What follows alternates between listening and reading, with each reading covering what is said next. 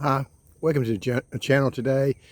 I'm going to kind of show you, I know earlier today I showed you about harvesting the squash and also harvesting the potatoes. So I'm going to take you down through the tomato plants and kind of show you what's happening on them. I really can't show you as I'm harvesting because my cameraman's down sick. So I'm going to be holding the camera myself, but I'm going to show you kind of what I'm going to pick at the end of each row. I'm going to try to show you what I picked on that row. So you kind of get an idea of how many it adds up to. I think there's about 16 plants down each one of these rows, more or less, except when you get over to the paste tomatoes, and I plant those a lot closer. But anyway, and this is the first one. This got one that we're going to pick, and this is it's not purple bumblebee, it's the purple zebra. So like I said, that one's changing color right there, and that's when you want to pick them.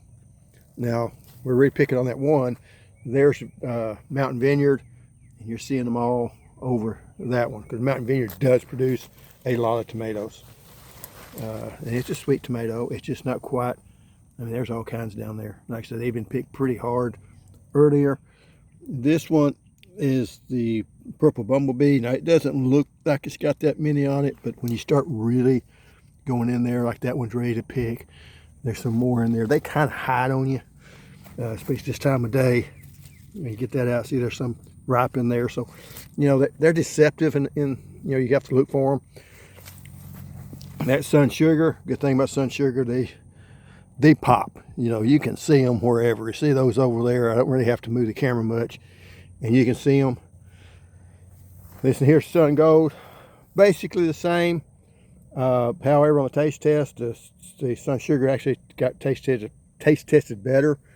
The Sun Gold does tend to split, but the reason people like it is because you got very thin skin, so you kind of, you know, it makes early. It also gets diseases early, just like the Sun Sugar. These have not been sprayed with any type of herbicide, thankfully, any type of a fungicide. So, you know, you've seen them just as they perform. This is another purple zebra, and I did taste the purple zebra. It does tend to have a thicker skin. It's got a good flavor, but if you don't like that thicker skin, yeah, that might not be one for you. It's even got a little bit thicker skin, in my opinion, than a purple bumblebee. Now I'm looking down in there. Those are almost ripe, and these are the coyote. They're a yellow tomato. Some people, that's their best tomato. They love them. They're a pain to pick, and usually when I pick them, you have to almost cut the cluster off. Like that cluster there, you pick the whole cluster when they start ripening, because if you don't, they split on you really, really bad. They're not splitting so bad until you try to pull them off, then they split. So, but I definitely say if you've not tried that tomato, it's worth trying. But yeah, this is the tomato plant also. So yeah, it's an aggressive little sucker. So don't think you can put it in a little corner and that's not going to take over that whole area.